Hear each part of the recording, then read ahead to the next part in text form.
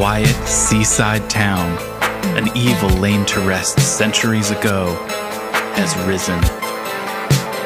An abandoned fortress deep in the swamp holds a secret that could save the village or destroy it. Now, a band of adventurers sets out to dig up the wounds of the past and bring the light of day to the roots of ruin. This is Tabletop Gold.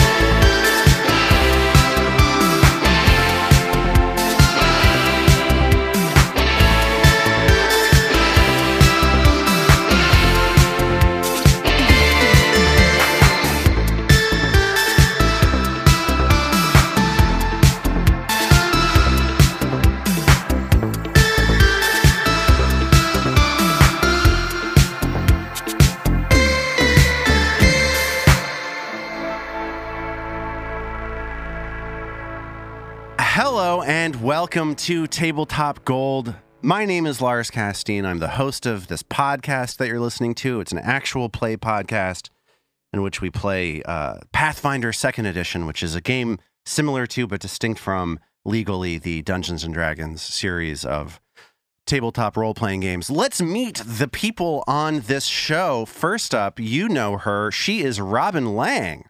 Hi, that's me. Hi, Robin. David Chernicoff, the Tin Man, is here. I'm here. Hello. Zoe Chernicoff is here as well. Hello. And Armat Humphreys is here. Hello. Woo! Yeah. Woo! Did Armat actually say anything there? Yeah, my voice just cracked, I think. Yeah. Yeah. So we're gonna get into our game soon. We've got an interesting episode. I don't know exactly what's gonna happen in this one, but before we get into our show proper, Zoe, you have news to share. I do, and it's tooth-related news. So I felt like I literally couldn't think of anywhere better to share it. Lars, can we get the tooth news drop? Oh, yeah, here it is. Tooth news. Tooth news. Oh, I really liked that. That was a good jam. That is our That was tooth news amazing. drop. No, our daughter, who is 5 and a few months, just lost her first tooth. Woohoo! Which was very, I don't know, is what I feel like there's all these milestones, right? When your kid's like a baby and even a toddler, there's like all these, and like somewhere in the late 3 to 4 range, I feel like those kind of, I mean, you know, she's still learning all this cool stuff, but there's not as many like month to month things that you're supposed to be checking off on an app that someone has sold you. Right. There's not like a before this happened and now after this happened. Right, it's just right. like development. But I don't know. I feel like her tooth has been loose for a long time, so it was not a like, you know, got knocked out in a sudden surprise thing. But it feels like a graduation to big kid. I don't know, from like losing your first tooth. I feel like she's like now officially like or not big kid, but kid, right? Like she's not a little kid anymore. It's a fun, traumatic moment. Yeah. I have a question. Yeah. How did she react to the uncertainty of this loose tooth? Well, at first she was kind of put off by it because when you think about it, losing a tooth is so Here we go. weird. Yeah, let's Totally. think Now, about this it. is where we find out where Norman gets it from. Let's go. Come on. Now we're in the tooth op-ed section. Like, I don't know, no other bones on your body at any point get loose and fall off so bigger bones can happen. Yeah, Like, it's pretty to be crazy. to be replaced by better versions of themselves. Right. That have been like, in there the whole time. I just lost my childhood arm Yeah. to get my big boy arm. But she got to the point with it eventually. Like, she's not a like kid who wants to pull it out, etc. But we found her one day last week at like 5:30 in the morning. She has to like go around the hall to get to the bathroom that the kids use. Just like staring in the mirror at 5:30 in the morning with the light on, like just wiggling her tooth back and forth. Yeah. Like you did. Yeah, So I get it. It was ready to come out is the point. No one else needed to be getting up at 5:30. But David had done some prep for the tooth fairy. And so we were kind of ready, but then she hit us with, which is like classic my daughter, if you know her, which none of you really do, but you know, over time. I you do. Yeah, That's David- true. David No, does. David Yeah. does. Yeah. David does. That's right. David knows her super well. She's just starting to write, and they're teaching them like phonetic spelling. And so while she was with the babysitter before we were done with work, she told us she'd written the Tooth Fairy a note. And when we put the tooth fairy items under the pillow, we found this note, which just, David, do you have it up in your office? I'm going to get it slightly wrong. It was basically just like, Dear Tooth Fairy, I would like a surprise. Can I keep my tooth? So I'm sorry. Wow. You mean your daughter is actually Norman? Yeah. That's right. That's right. No comment. So David smartly got her a bunch of international coins, which at this point are just as exciting to her because they look much more sort of exotic and foreign and gold. She's very into coins. Like she found a place where we were keeping some loose change and has always enjoyed that. But it's like as a fun, like. So she's a dragon, actually. She is. Which fantasy archetype is your daughter, is the question. No, she's definitely a dragon. For a while, probably about a year ago, she misunderstood the word smug at some point, and she would talk about her Smaug face. And we were always like, no, that's correct. Like, you have a Smaug face. That's amazing. We did not seek to correct that. No, you can't correct absolutely.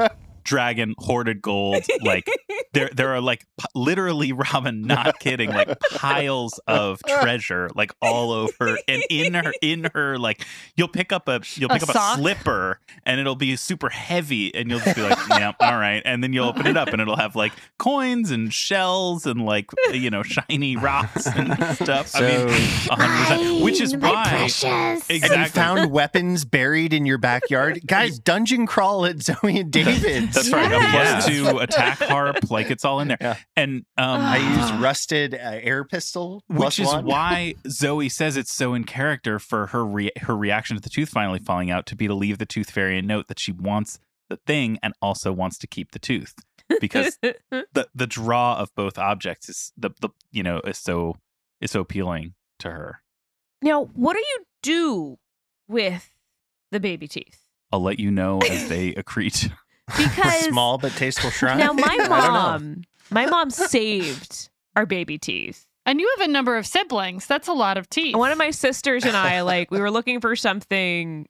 I was maybe old. I was early teens and my sister was late 20s. And we were looking for something in my mom's makeup drawer and came and opened up a little brass container, and we're all these little teeth in there. We're just oh god, Right. Wait, so she kept them but mingled everyone's together? Yes. That's crazier to me teeth somehow. Well, everyone's teeth slurried is somehow way weirder. I don't know. But it was I can't quite tell if it was a mix of ours, if it was just mine. I don't know. And I don't know what's worse. If I were going to keep them, I would have to keep them sorted. Agreed. Get one of those little pill sorters or something. There's a way to do that without too much hassle. And now I know, I just wonder one day, God, when my mom dies, am I going to have to deal with my own baby teeth now? You are. Yes, correct. Yeah, that's going to be your main responsibility. And it sounds like the baby teeth of all your siblings. That's a lot of responsibility. So something for you guys to think about as you think of what to do with your children's baby teeth. I almost wrote the note from the tooth fairy left-handed so that my handwriting wouldn't be as recognizable. That's the way to do it. But it was really slow, and I had to write kind of a lot. And I was like, I don't know if I want to set the precedent of always writing these left-handed. Well, because if you want it to be a legally binding contract, you have to define all the terms. You have to, Yes. But if this is going to be a nightly correspondence back and forth, I'm really glad that I set it up to be able to do it right-handed. That I feel like I dodged a bullet there. Or you missed out on an opportunity to become ambidextrous.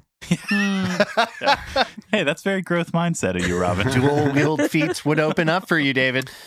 Well, speaking of opportunities, you guys have an opportunity here in the dungeon. So why don't we... To get zapped to death? To get zapped to death. Our mindset. Yes. Before we get into the game, there's one quick thing I want to say. I don't know, listener, if you remember a few weeks ago, we talked about how we let an artificial intelligence rewrite the intro to the show, and the AI invented a character named Hoot. That episode just aired when we're recording this one, and the response has been outrageous. Wild. It's been a hoot. So amazing. It has been a hoot. Yeah, on our Discord, which you can find at www.tabletopgold.com and follow the link to the Discord. We've had so many people like post their own character sheets for their own versions of Hoot. We've seen more AI stories about Hoot that are like So actually like good. genuinely haunting and terrifying and hilarious. Hoot lore Of, like, gets Hoot- dark. It gets so dark. We may have accidentally brought the AI to life. Yeah. Some necromancy seems to have been involved at some point.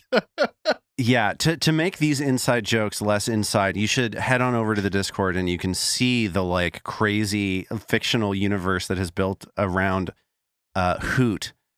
And we also got our first ever piece of listener art, which was really exciting. Dope. Yes, so good. On Instagram, Druidic Habit posted a picture of Hoot being sacrificed to the devil, and it's No, it's it's Hoot's a dream. genuinely- so It was awesome. Hoot's It's nightmare. Hoot's dream Right. of Yeah. It's genuinely a genuinely terrifying piece of art But that beautiful.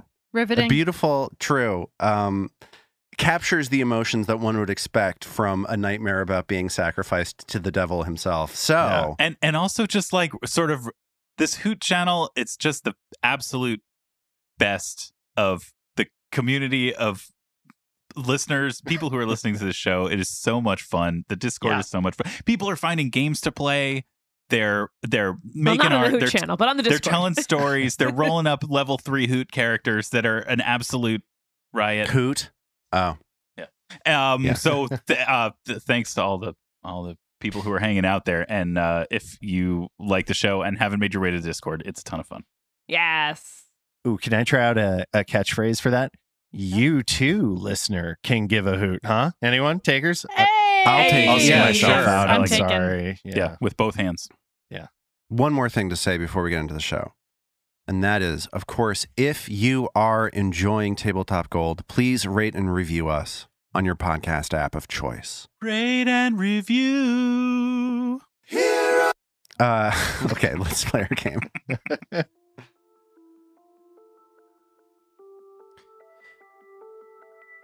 You've spent this rainy spring morning finishing up business on the second level below the ruins of Gauntlet.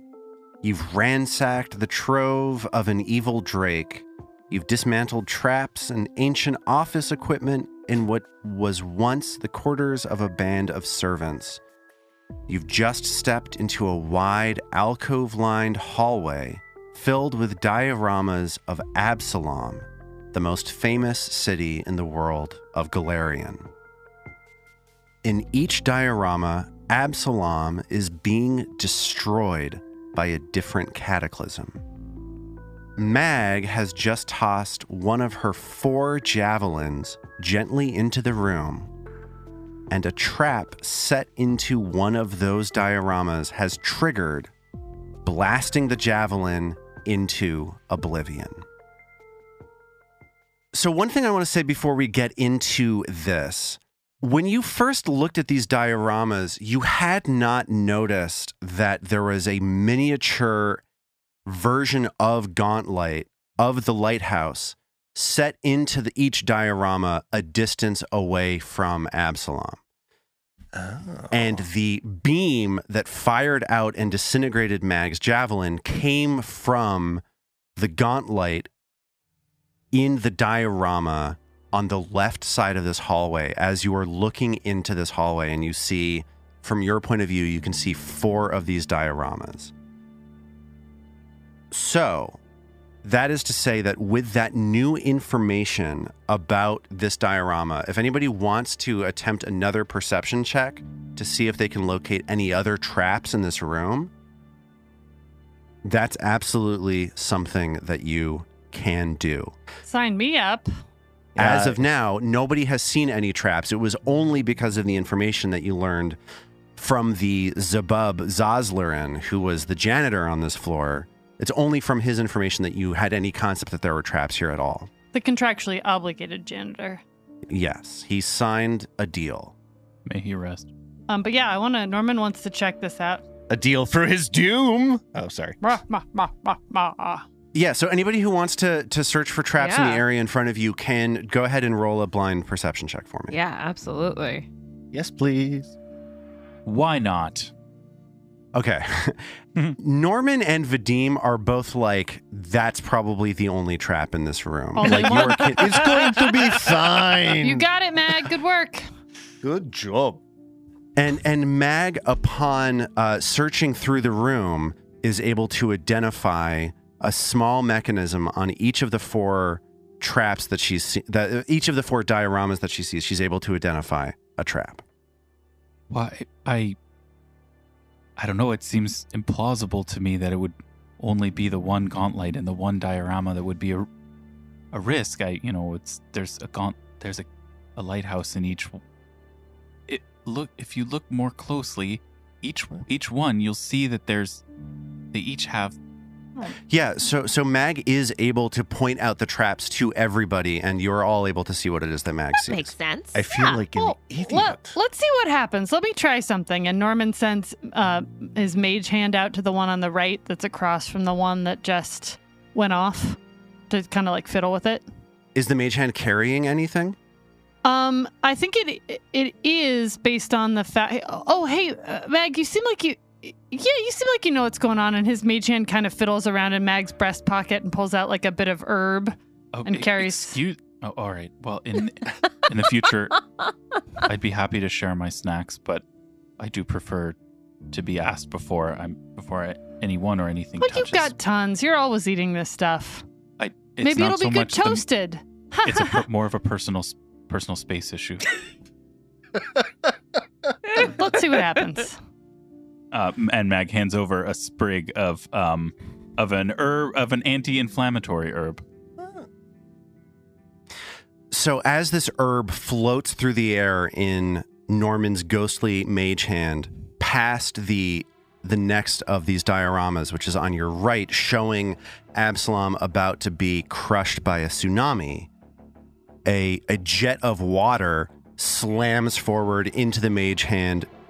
I imagine dissipating it. Like, I don't think your magic is able to withstand the force of, I don't know, let's just roll damage. Let's just see how much damage this is. 27 points of damage. So You take just that like back. It's a strong mage hand. you float this thing past, and the trap triggers, this time sending a jet of magical water out across the room. Wow! I did not see that coming. It's a little irritating to hear because I did point out to you the precise mechanism. I didn't see it. It's far away. But it's only the 2, right? Now they've gone off? Yeah, that surely is it. Trill looks around on the floor, sees a little bit of detritus on the ground. Looks like there's some like little bits of wood on the floor around outside. And she wants to use TKP to throw it across to the other side in front of the third tower diorama. Sure. So from where you're standing, you can see that this diorama is showing Absalom with deep fissures all throughout it, as though it is about to collapse into the earth from an earthquake. That doesn't look so good. So she uses TKP to throw this piece of wood that she's using on the ground so that it lands right in front of that particular diorama on the ground. This piece of wood flies across the room, and a sudden boom blasts out of the gauntlet on top of the city of Absalom there, doing some sonic damage to this wood that you used to trigger the trap. Did it seem like, I mean, obviously the weight of something is triggering them, and I assume, like, how high up are these things? If we crawl, are we more likely to be underneath them, or do we have any sense of that? I'll say that if anybody wants to make a knowledge check, they could see what they believe about these traps. I mean, I feel like we, the players of this game, understand that traps go off once, but I don't know, in the setting, I feel like we wouldn't know that, so I'll make a knowledge check. Sure. So give me any of the magical skills. That'll be religion, nature, arcana, or whatever the other one. Occultism? Could Occultism. I make an appeal for crafting? Yes, but I think it's going to be much more difficult given the magical nature of this thing. Well, still probably worth my going that route. Sure. Going that route. Okay. So Norman and Vadim both get the sense, just looking at, looking at this device, thinking through the sort of magical experiences that you have had in the past, that these traps are going to reset after an hour. That an hour later they will fire again. And that if you would like to deactivate the trap permanently, that could be a thievery check. And like Zoe was asking about, if you could try to get past it without triggering it, that would be a stealth check. As you try to creep by the trap without making any violent action in front of it to trigger it. Should Trill and Norman try a little thievery check again and try and deactivate these traps as well, like we did before? I don't see why not. Heck yeah. It worked pretty well for us last time. So let me get the aid first, please. Trill's thievery aid is a 21. Okay, so that means that you will be able, that's a success, you'll be able to add a +1 bonus to Norman's thievery check. Ooh, which is a 20 on the die for a 28. Aid not necessary, as Norman steps forward to the diorama on his right, and with Trill's aid, takes the whole thing apart, disconnects the gauntlet from the display. And as he does, he kind of holds it up and he's like, what is it with that light? And he throws it on the ground and stomps on it and turns to the next one. Mag kind of jumps away. The thing ricochets off the wall, and Mag sort of jumps away from it, a little startled by the outburst. Okay, let's do the next one. Let me get the aid first, please. Yeah. And that aid is a 27. Whoa. Robin is rolling some dice right now. But just a 2 for Norman for a 10 on the thievery check. He scratched his palm throwing the lighthouse on the ground. So here's what happens. Just hurled one lighthouse into the other. Here's what happens. You die. Norman slips as he's taking the gauntlet off and is about to trigger the trap when Trill is able to step forward, steady Norman's hand, and keep that from being a critical failure, which would have set off the trap again. Like it is only from Trill's help that Norman did not just get a beam of fire in the face. Careful there. Bravo. And he kind of growls at it. All right, let's try it again. Let's try that one again. And this time Trilling rolls a 12. 18 for Norman. So I'm going to say, given this earlier failure, given that you have some time here, because this trap is not currently armed, that's going to be enough for Norman to dismantle this trap as well.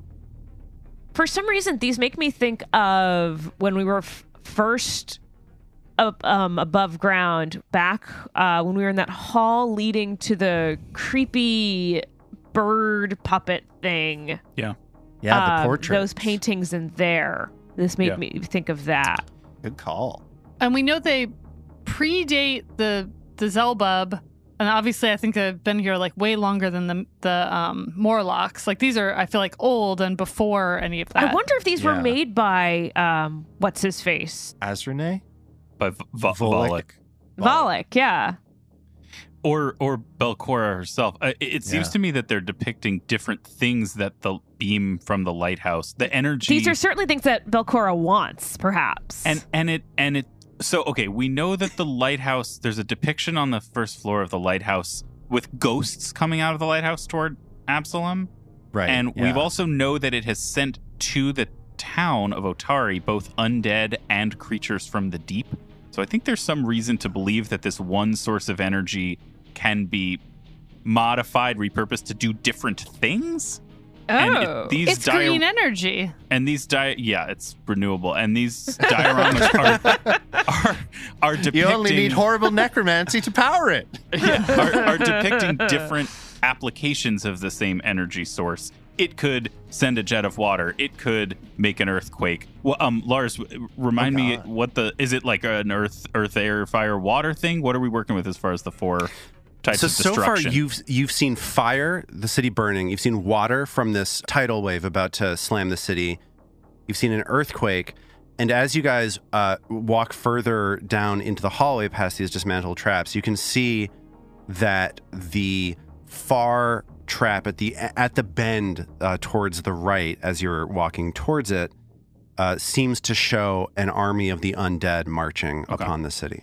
All right, so the way this strikes me, and I guess the way this would probably strike Mag, is that this is showing different sort of types of destructive force that the energy source of the lighthouse could be channeled into. It's almost like different weapons that can be fashioned out of this one.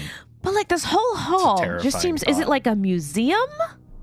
It's weird. It's unlike anything we've seen so far. Yeah, it's like, what is the goal of these other than like weird self-amusement at the destruction of Absalom? Which It's like a showroom, you know? Oh my God, that's a scary thought. This feels to me like someone's fantasies Totally. depicted in art. We need to dismantle this last one that we triggered, and we still have one more to trigger and dismantle. Let's do it. Another 12. Not super helpful, sorry.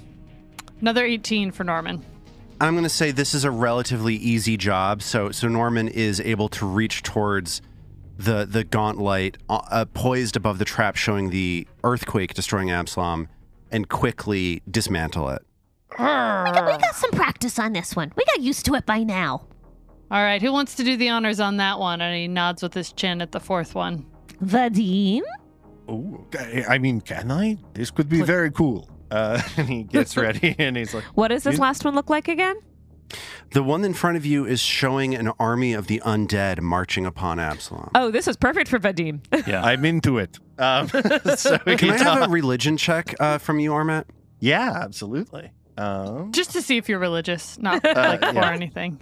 Yeah, it's not to understand anything. Roll for Episcopalian.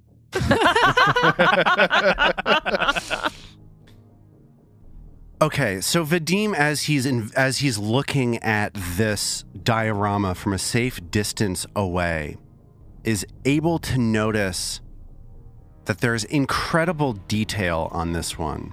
Oh. And that this diorama is depicting the undead rising from Absalom's graves as Gauntlet's beam shines upon them. Oh, God. That's particularly horrible. I don't know if I find this very funny anymore.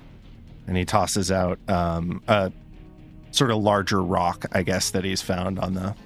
You see the trap trigger, nothing happens to the rock. A beam of blue energy lashes out of the trap, passing harmlessly through the rock. Which I think you can gather that this was doing negative damage this time. Oh. Totally.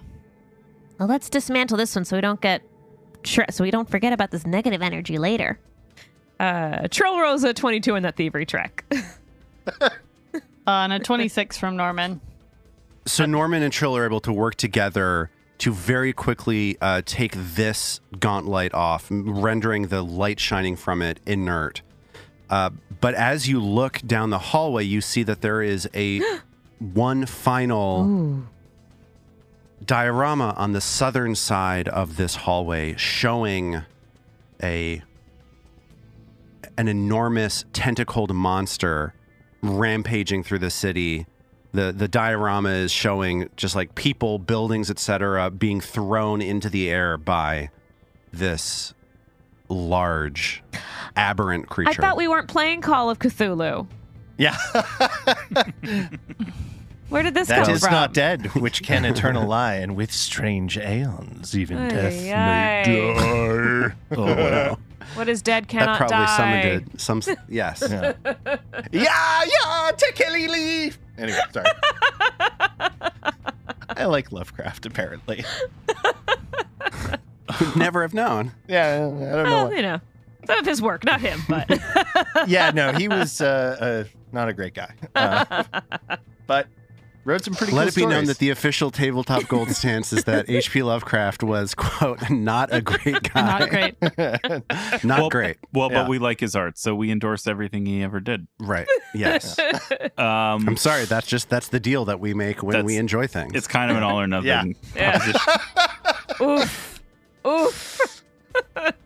Norman looks up. He's dismantled it. He's got the gauntlet from the last trap in one hand, and then he holds up one of the undead and he goes, "Guys, this is messed up. Isn't that Haplo?" Norman, what? I think whoever made this knew. Doesn't this look like Haplo? Trill grabs it from Norman.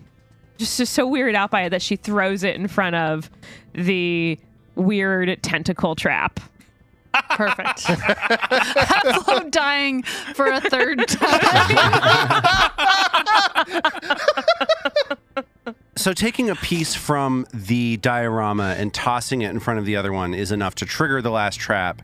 Again, it seems like it's as Gauntlet on that last trap triggers, it doesn't seem like it has done any damage to the inanimate object that you threw in front of it.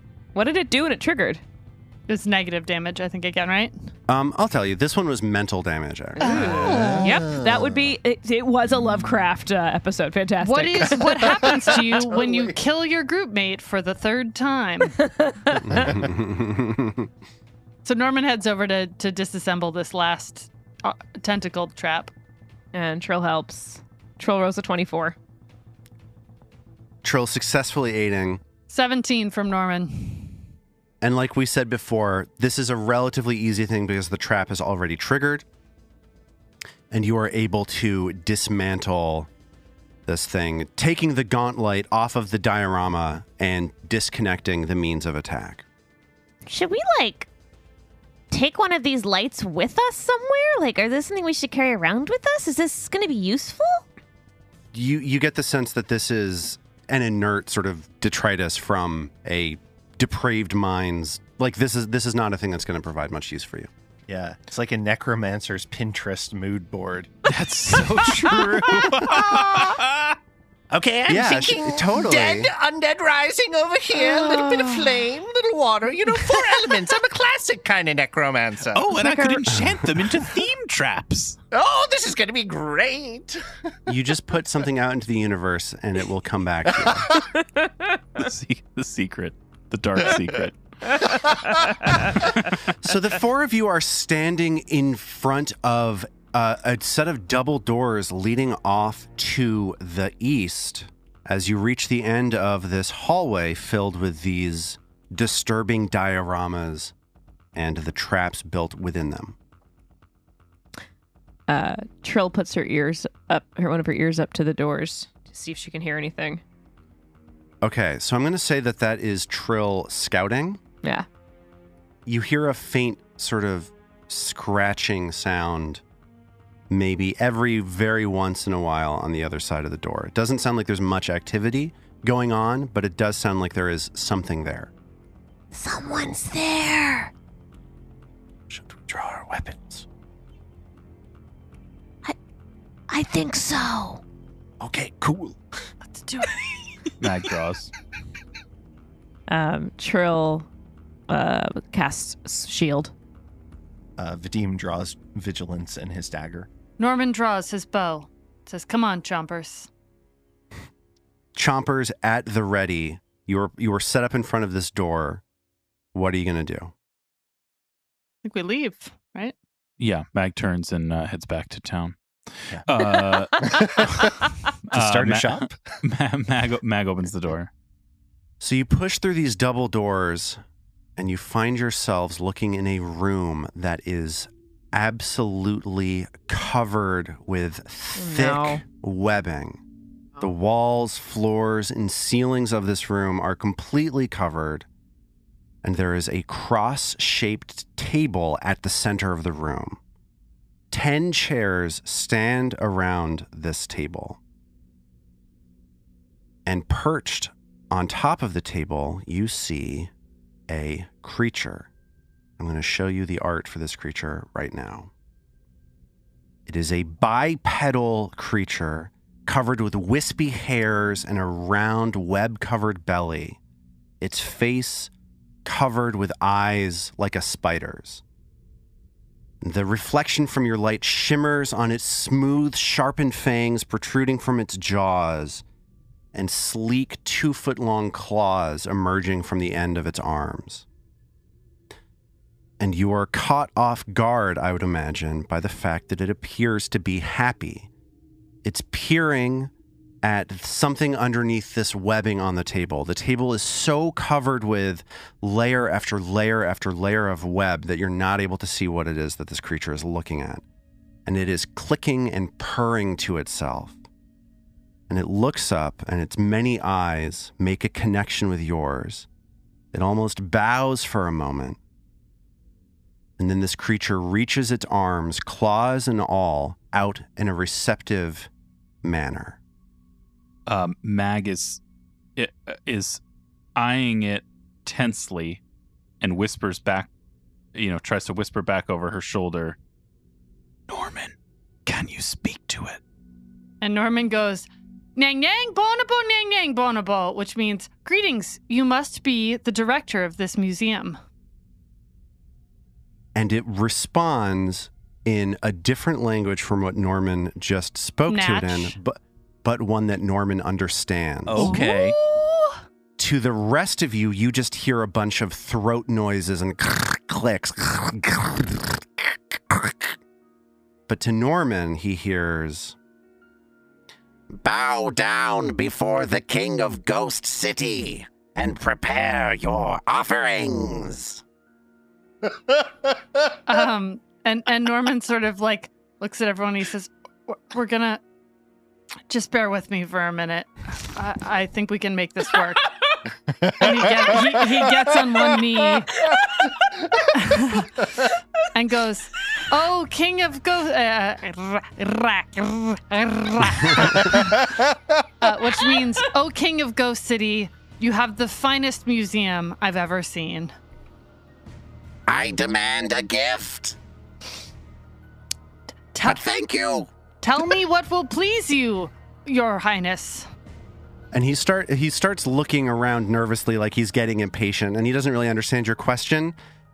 Give me an offering befitting the king of Ghost City.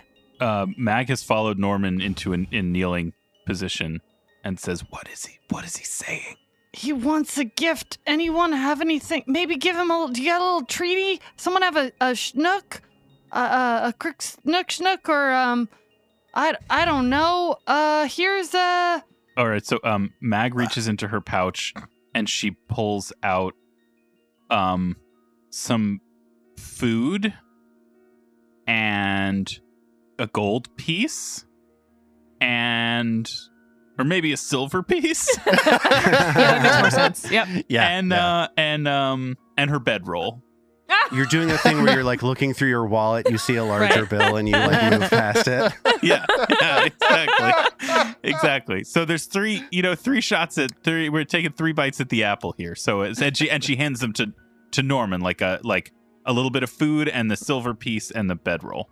And Norman has taken out the bird's head from the first floor, which he's kept with him. He's like weighing these. Anyone else have anything we should consider to gift this guy? Trill takes one of the ribbons out of her hair and ties it to the bedroll to make the bedroll look nice. I think Vadim finds some like hardtack and like tinned foods out of his rations, and he's like, I guess, can I put this in? That's perfect. And Norman sets it in front of him and says, "We present to you an abstraction of our humbleness and a song. Trill, sing to the man." And Trill pulls out her brand new lute. She's like, well, I haven't really gotten used to the lute yet. And she strums it, and it's not quite tuned yet, but she does her best on it. And I guess she needs to make a performance check. Yeah, I'll ask for a performance check in a second. I just want to say this Spider-Man just asked you for a thing, and you gave him a bedroll, some money, a ration, head, a bird head, a ribbon, and you're playing a song for him. That's right. Wow. We're trying a non-corpse flinger approach today. Yeah. Well, you told us not to keep the collection of 5 beautiful gauntlets from the last room. We destroyed Haplo, so So, let's get that performance check from Trill. As this creature falls completely silent, shocked, just stunned. And Trill rolls a natural 20. For a 31 total. So this creature who is like the eyes of a spider, each of these like 45 eyes starts shedding a single tear as it falls silent, stunned by how generous, how incredibly generous you guys are. The corpse flingers, they are your bringers of your gifts. I have never heard a song as lovely as this one. You've probably never heard a song. And as Trill's song is playing, Norman and Vadim are both able to see that they're underneath the table. You catch out of the corner of your eye some kind of bundle of stuff wrapped up in webbing underneath the table. And more hardtack. You cannot tell what it is from here. But as these tears come to this creature's eyes, you notice that it is distracted and not noticing that you are seeing this bundle of something attached to the underside of the table. Is this going to be a stealth or a thievery check? Just thinking strategically. For Norman, what are you trying to do? So ultimately want to try and get this parcel out from under the table, willing to wait on that if it makes sense, but that's the ultimate goal, I think. That's what Norman getting the wants parcel to do. out from under the table would be a thievery check if you would like to make it. I will say that if you make this check and you fail it, what that means is that this creature will see you trying to steal his stuff. Right. But if you succeed on it, that means that you will be able to snatch this parcel of whatever it is and claim it for yourself without him noticing. Enabled by Trill's performance. Couple of questions here, stepping out of the game for a second. What's Vadim's thievery like? Armat? He's untrained in it, but it would be okay. pretty good because he's very dexterous, but he's not trained. So if it were good, it would be good. But it's not, so it's bad. That's a good recap. Since we have a moment, is it out of line to see if Vadim could try and recall knowledge about this creature? Absolutely, that is not out of line. Cool. Anybody who wants to recall knowledge about this creature, that would be an occultism check, or I would also say swamp lore. Yeah, I want swamp lore. I don't have swamp lore. And this is a blind check, Lars? Yes, please.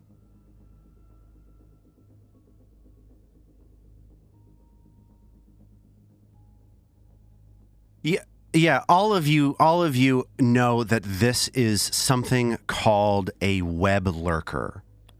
And what you know about web lurkers is that they are incredibly agile on their webs that they build. You also know that they are venomous. They have a bite that inflicts a venom on the creatures that they attack.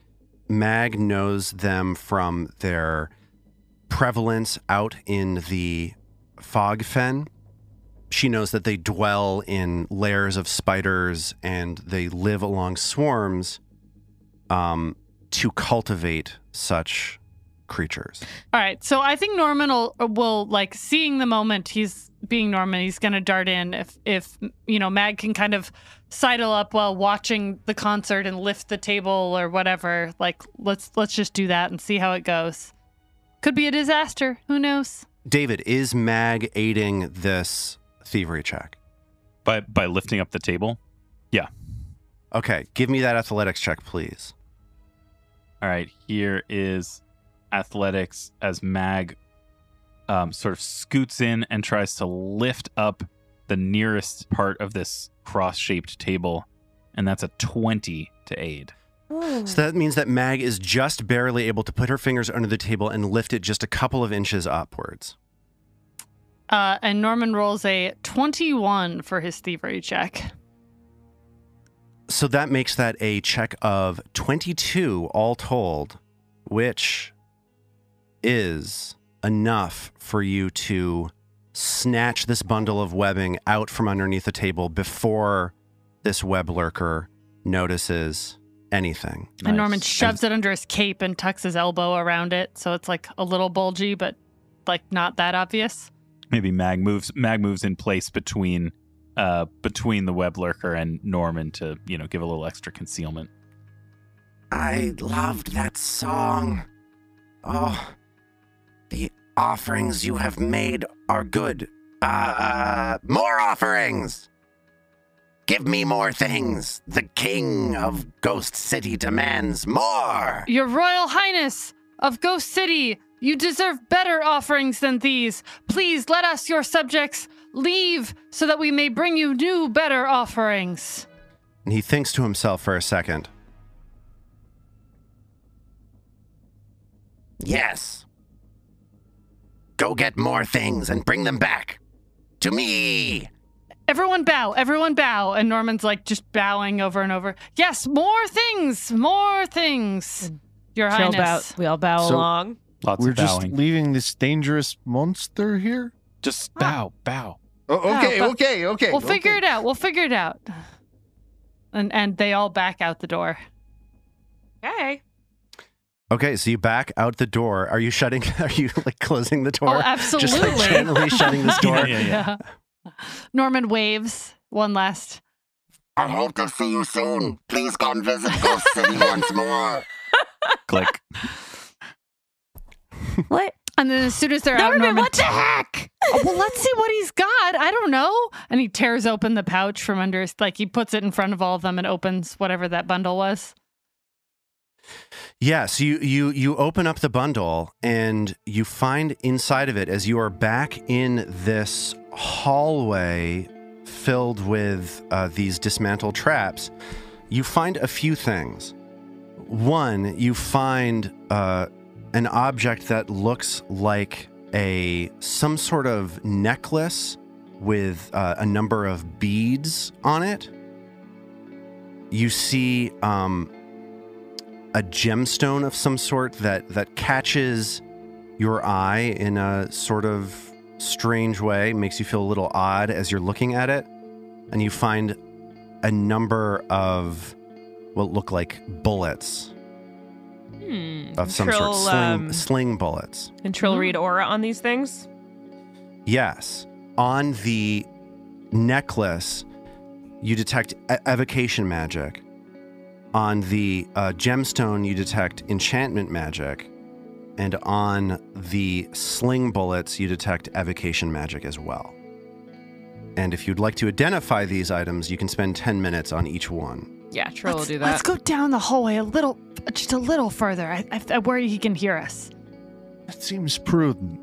You can identify these with any of the magic skills, again, nature, arcana, occultism, and the other one. Religion. Religion, thank you. Trill will start with the necklace. Vadim could do one as well. Mag is steering clear of all of this sort of. Mag's just snacking on some gorp. just knowing stuff. Okay, blind roll. Okay. Trill is able to identify this necklace as something called a necklace of fireballs. Oh. Ooh. It's Ooh, I a like the string sound of of it. beads, and you can, if you would like to, detach one of these beads and throw it, and and that bead will explode in a huge fireball as though you had cast the fireball spell. There are 3 beads on this necklace, 2 of which do 4d6 fire damage, 1 of which does 6d6 fire damage. But do we know which? Control. Yes. Okay. Yeah. The bigger one. Yeah, that's a great question. That's a totally reasonable question. I kind of like some of these fun blasty spells, so is it okay if I take this one? Yeah? Yeah, cool, great. Okay, so Trill will keep that necklace. And now you're looking at this gemstone. Would anybody like to identify that? Is Norman going to do that one? Sure. So Norman spends 10 minutes rolling this object around in his hands and identifies this as what is called a mesmerizing opal. Ooh. This is a talisman that you affix to your armor. You spend 10 minutes affixing it to your armor. And when you decide that you want to roll a deception check to feint, but you haven't done so yet, this opal starts shining and distracting the creature that you are attempting to feint, and it boosts your level of success. And then once you use it, it's gone. Mag, you know how sometimes you try to have super nuanced battles where you do all that fancy footwork? No, I'm just kidding. I'm going to keep this one. Yeah, I don't see myself having much of a use for that. Me either. So Norman pockets this mesmerizing opal. Would you like to attach that to your armor? Yeah, while we're here. So let's say 10 minutes of Norman attaching this to his armor is You guys the think 10 it looks minutes better where here or like down here? Is it good over No, here? definitely up there. Yeah, yes. okay, No. Right on yeah. the shoulder Norman, there. you Yeah, look it so looks like a fetching. brooch. Yeah. Alright, perfect. I would say not the middle option, but either of the others would work. Yeah, From Oh, yeah, didn't that like was that one a- either. I think left. Okay, thanks, guys.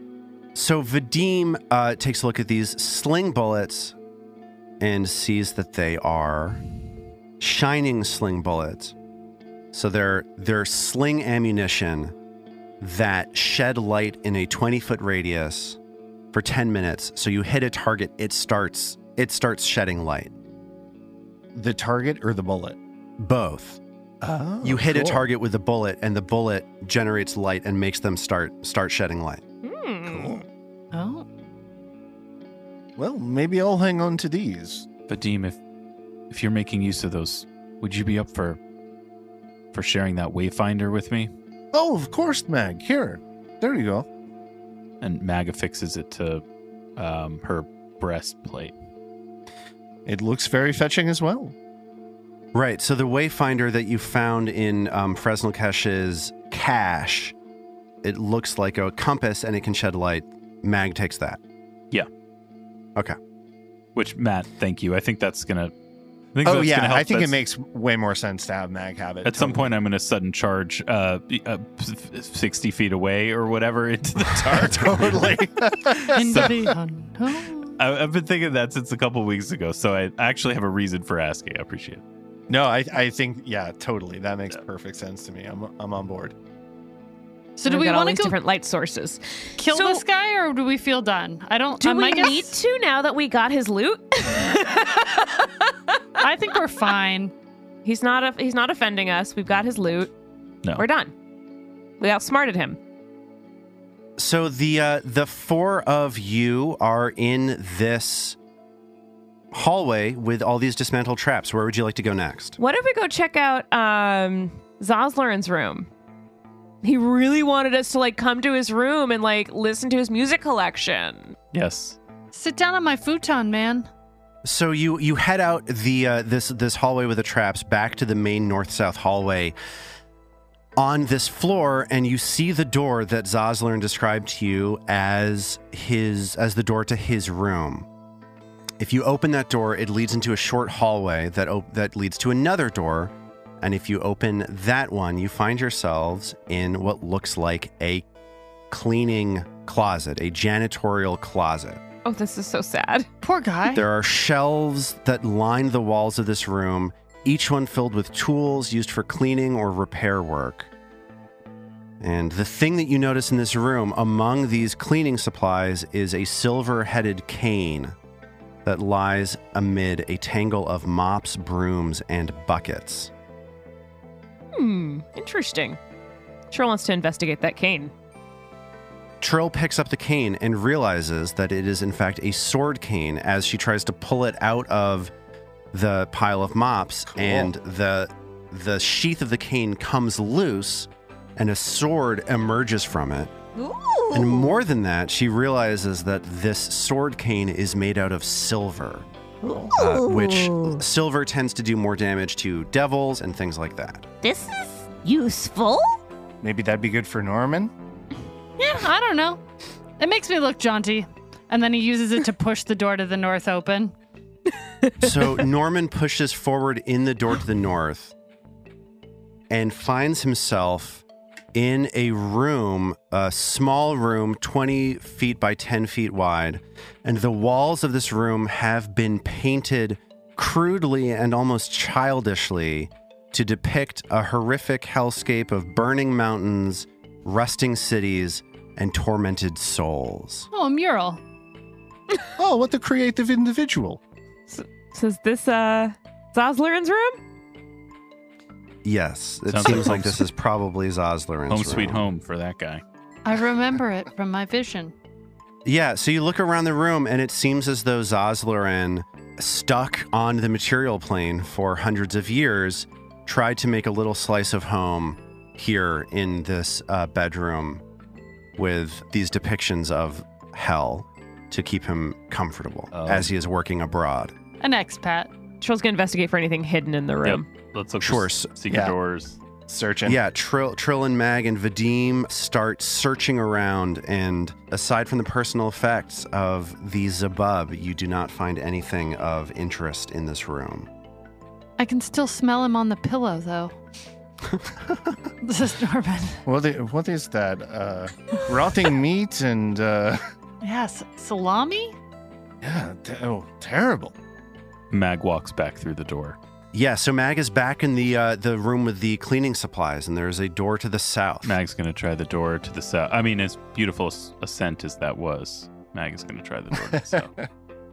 So Mag finds herself in another storage room, this one with a pair of hulking humanoid objects standing quietly in the corner of the room, each one of them covered in a thick layer of dust. And this looks similar to you to the humanoid clockwork figure that you found near the Morlock camp. Oh, right, that thing. All right. Mag would like to step cautiously into the room and try to figure out what these things are. Maybe recall knowledge, maybe crafting. Sure, give me a crafting check, please. That is a 9. You get the sense that these are clockwork assistants that look like they were built to do some kind of maintenance work, but that they have since broken the horrors of time having rendered them unusable. Anything useful or recoverable from them? So not that Mag is able to see, but as Get in here, gang. As Vadim and Trill search, can I get perception Trill's or gonna come crafting in. checks from you guys? Trill do perception. So both Trill and Vadim, as Mag is, I'm guessing, filling you in on the nature of these clockwork objects, you are both able to see that there are 8 gemstones spread between these two clockwork assistants that acted as bearings, like ball bearings, within the broken clockworks, and you get the impression that they are going to be of some value. Ooh. All Oh, right. shiny. Trill starts. Trill pulls out her dagger and starts like getting these little gemstones out from the automatons. So Trill pries these gemstones out of these broken clockwork figures. Takes her about 10 minutes. And it is right now 10:40 in the morning. As soon as she's done, Norman just like comes in angrily and whacks these things to shit. Fucking clockwork everywhere. God, it's just disgusting. And he just breaks it to pieces. Let's get out of here. Hey, Norman, have you... I'm trying to remember. Have you, like... What's the deal with clocks? Yeah, why the clocks? Why is that Yeah, such you a seem hot to button? dislike them for some reason. Yeah, I wasn't going to say anything, but now that we're discussing it, I have been curious. I mean, it's just people. Certain people get convinced that if you just build clockworks to do your work for you, that means your life has meaning and it's important and that actually does anything. But it's just a waste. It's just a waste, and it doesn't get you anywhere. And suddenly you're not home for dinner, and you're not there to check homework, and you don't even notice that people around you are struggling, and you're just at the clockwork factory all the time, and it's so stupid. It's so stupid. It's so stupid. Did one of your parents work at a clockwork factory, Norman? Not just one, Trill, not just one, but both of them. Imagine both of them in middle management at the clockwork company. It's just, I don't know. It became all consuming. I'm just saying it's stupid. That sounds real stressful. Very difficult. I mean, it wasn't. It's all stupid, but they made it stressful. They just made it stressful for themselves with the being there and, oh, it's lunch, but I can't come and take you to the field trip or whatever. Or to your important job interview, like you're as an adult person. I mean, hey, Norman. Yeah. You want to hit this other one kind of harder? Absolutely, and he uses the cane to like dash it to pieces. Oh, good swing. Oh, all right. Thanks for the cane. I'm going to give a hero point to Trill for the therapy sesh. For the therapy session. Exactly. Got a little teary there, Norman. Norman, that all sounds very hard. I mean, I'm also struck by the idea that maybe from your parents' point of view, middle management was not necessarily what they'd pictured for themselves, but you know, it just kind of happened that way. And then one day they looked up and they'd been in that job for a couple years longer than they expected, but the wage was pretty good, and they, you know, were thinking about providing opportunities for you, even if it wasn't necessarily well, and they had creative outlets, you know, maybe they had a hobby, or they able to escape the confines of that life in certain ways, you know, if only in their minds. Yeah. But I guess they probably would have had to put you to bed a little early in order to do that. So, well, anyway, I guess I'm just saying maybe there's multiple. No, never mind. You're right. It's probably a bad trade-off that they made. Wait, is this Mag or David? Norman looks at her like David rages.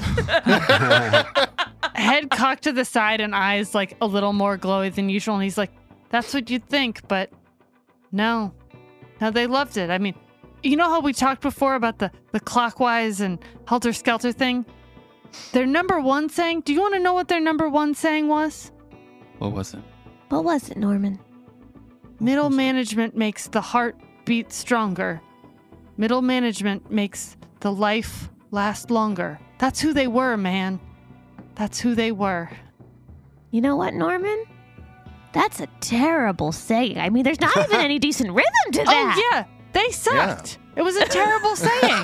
That's a terrible saying. Who says that? There's a reason I ran away way too... there's a reason I don't see much of them anymore, is my point. Mag has sort of half collapsed against the nearest wall, and says, you know, Norman, we've seen some horrors in this dungeon, but the idea that middle management is that might be the most terrifying thing I've ever heard. And then she lurches forward and gives Norman a hug. They hug it out. Thanks for having my back, Mag. Vadim puts his hand on Norman's shoulder and says, I was wrong. You have seen true darkness. Sorry, Norman. I think there was one more door around here, and then maybe we figure out, I don't know, I'm getting a sense of closure on this floor.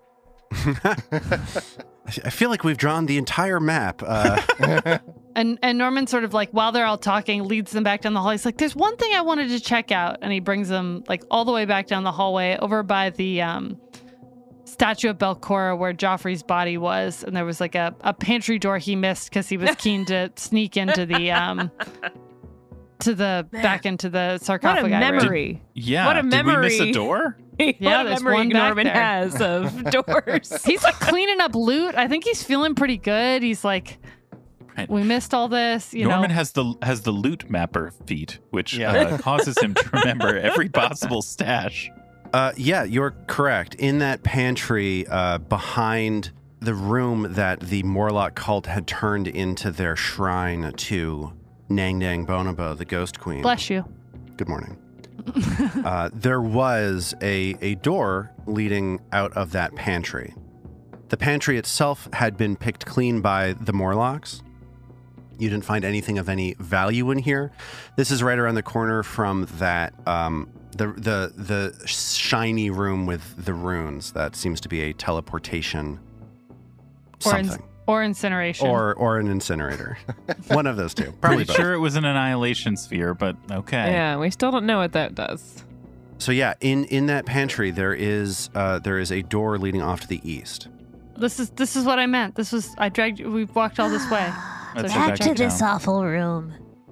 Yeah, okay. Well, Mag will take up a position in front of it, and she'll first pause to listen for anything on the other side. Scout. Okay. So Mag starts scouting. What are the rest of you doing? Searching for traps, I guess. Okay. Got it. Norman's scouting. He's in treasure mode. He's like, I bet there'll be more. The good stuff. Okay, so you're like searching for hidden stuff. Troll scouting Okay. too. And by that you mean searching for hidden stuff. Sorry, yeah. Why do we all keep saying Okay. scouting? Searching, yeah. You were saying investigating earlier. It's fine. Look, we everything's keep fine. messing up. That's what we do. We make Don't your worry life about it. difficult. It's our favorite. So These concepts you- are so similar. yeah, it's true. Are you looking out for something that's going to hurt you in this way or that way? No. So you push this door open and you find that it leads to a staircase leading downwards. Another staircase? Ooh. Of all loose ends. Do we want to head down? Do you think it's time to head downstairs? Do you think maybe I'm we're for ready it. for the next level?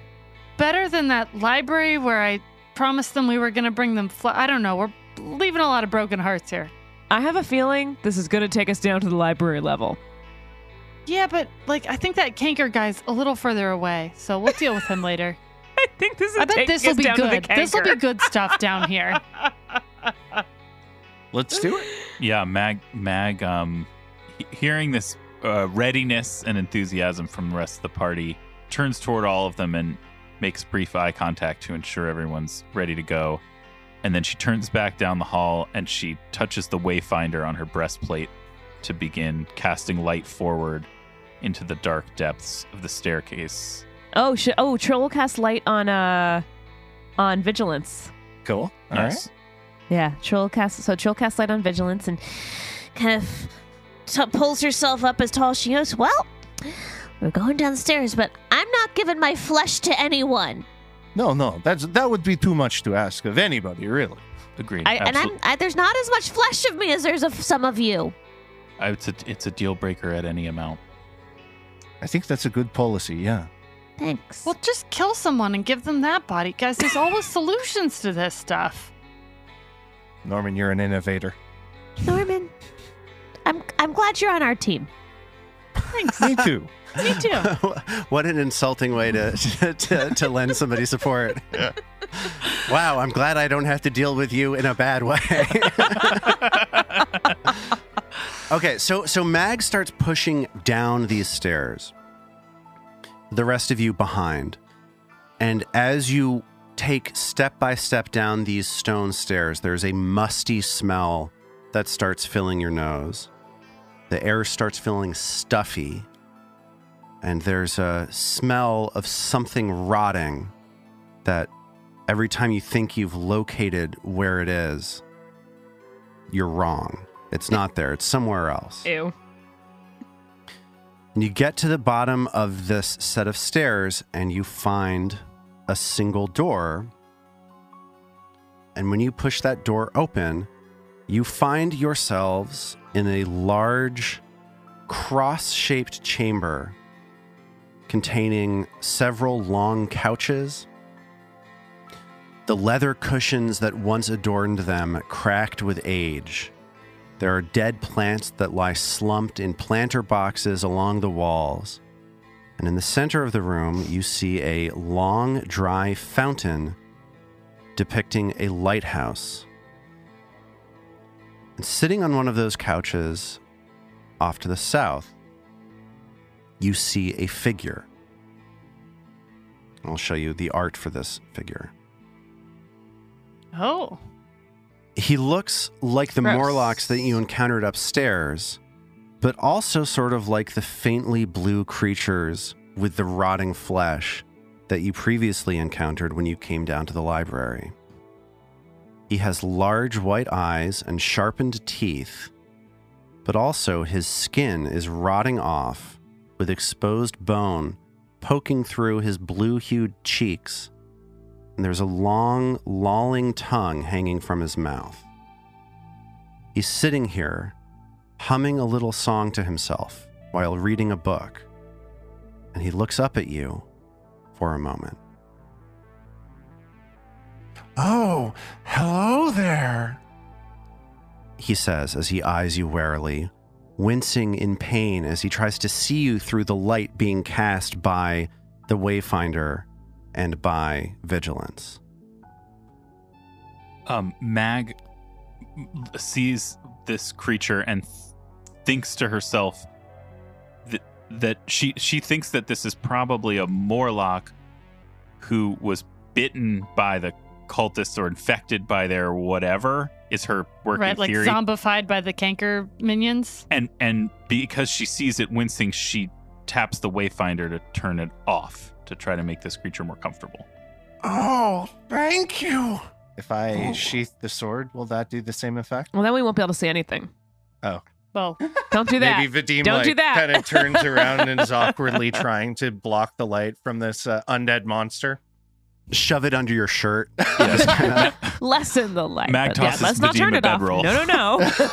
does light for Trill work on a dimmer? Can you go down to like 2 out of 10? Oh yeah. Dimmer is a 5th level spell. Trill just like she twists her buns, her hair buns a little bit to just lighten it. Yeah. Oh, no, don't worry. It's fine. It just makes me a little dizzy. But what are you doing down here? We came to find out what you're reading. What's that book? Oh. I just read whatever I can find down here. I've been hanging out in here for quite a while. There really aren't a lot of people that like spending time with me these days. Is that How come? what the worm knows? What the worm knows? No. I don't know what that is. And you said how come? People asking me multiple questions at the same time. It's so annoying. Stop doing it. Sorry. So what was the other question that I haven't answered yet? Like, what the fuck am I supposed to say? How come? How come what? Why don't people like spending time with you? You seem so lovely. It's so nice to meet you. Hello. I am Stephanopoulos Gregory, sailor of the 7 seas. It's lovely to meet you, sir. Well, my name is Augrel. Let me tell you my story. And we'll pick up from there next time. Yeah. Oh.